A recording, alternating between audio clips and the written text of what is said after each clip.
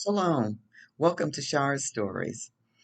Today I've got a story I'd like to tell you about me and the IRS when I lived in New York City. Um, Back in I guess it might have been 1971, I was still in Pittsburgh. I was in graduate school there, and as part of the master's degree, I needed to do an internship. And one of my professors had mentioned that a good friend of his was vice president of research at Children's Television Workshop in New York City.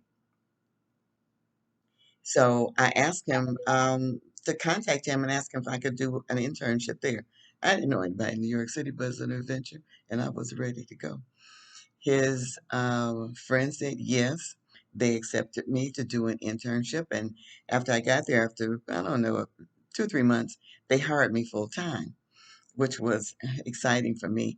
And the salary they hired me at was at that time I'm thinking it was like 25,000 or more, but back in 1972, that was a lot of money, and especially for a single person. Okay, so when they had hired me, when they had brought me on as an intern, all that money came to me. And when they hired me, then they started taking out money for the IRS. So at the end of the year, I owed IRS money because I didn't pay on the internship.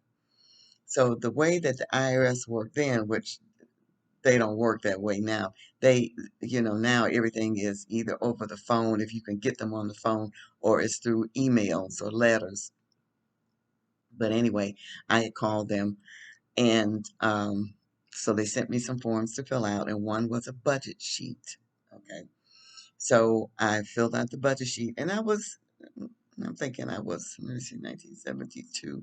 I would have been like about 23, 24. Okay. And so I was living the high life. I lived in New York City.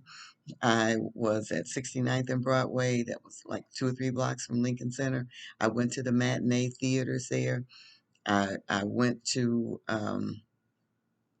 not so much the movies, but I went to some of the clubs that were there, and I went out to dinner at some of the nice restaurants, and I had friends there, and I entertained.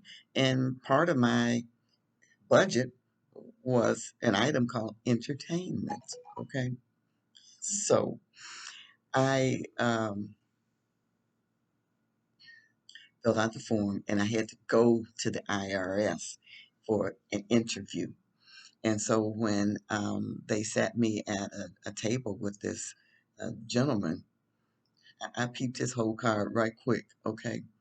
Now, he was Caucasian. He was about in his 50s, but he was very stern looking. Okay.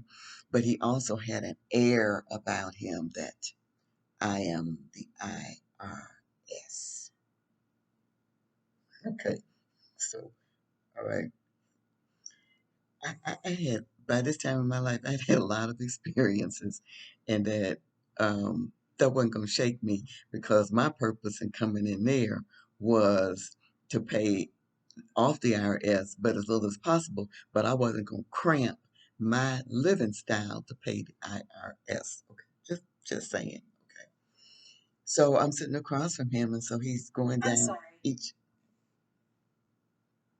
So he's going down each line item. So when he gets to entertainment, he looks at me. He says, "What is this?"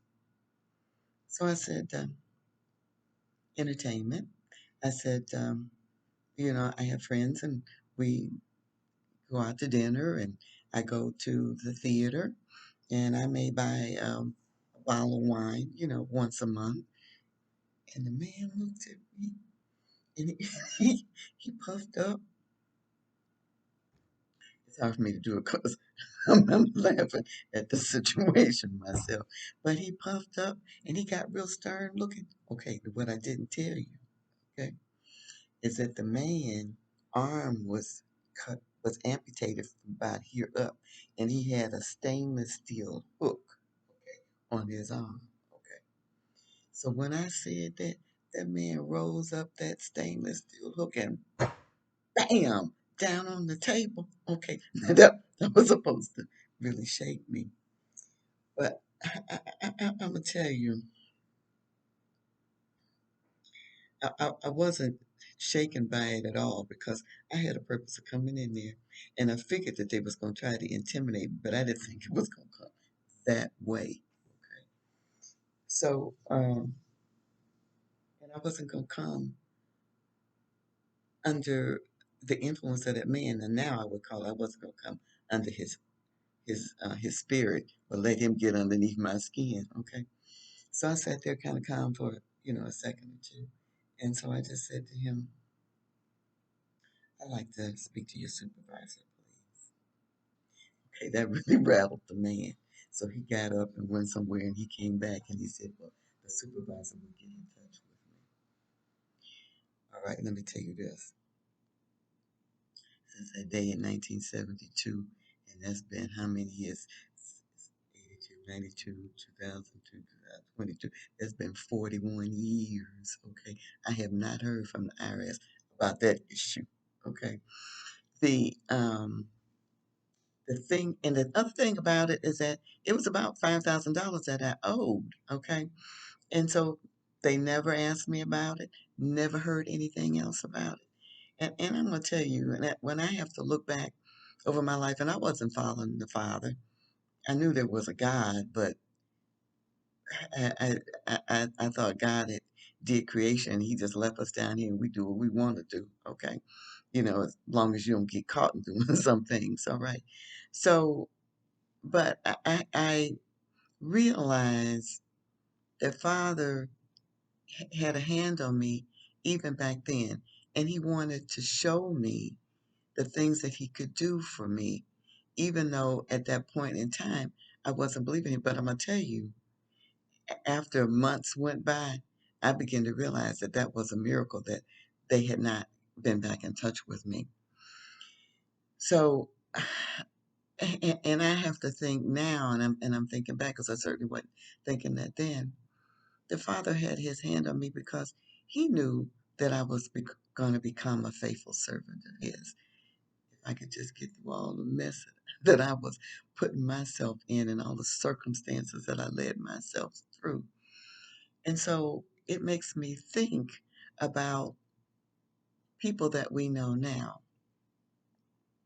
Let's not judge people's end, okay? We can see what they're doing now, okay? That we know that if they don't make a change, where they're headed for a splish splash in the lake of fire. However, we cannot predict somebody's end. We really can't because there was a poem that a pastor of mine used to read, and it went something like this, and just to paraphrase, that when I got to heaven, um, and I started asking, what what is Joe doing here? What is Sally doing here? What is so and so doing here? And then Father would say to me, "Hush, child. They wondering how you got here." So um, let's keep hope alive, as we used to say back in the day. But I'm reminded of Psalm 130, verse 7. Let Israel, and we're all Israel, that have faith in Yeshua and follow the commands of Jehovah. Let Israel hope in Jehovah. For with Jehovah there is mercy, and with him is plenteous redemption. Let's all pray for those that we love and those we know that need the redemptive power of Father in their lives. Shalom. Remember to like and share. And if you haven't subscribed, please subscribe. Shalom.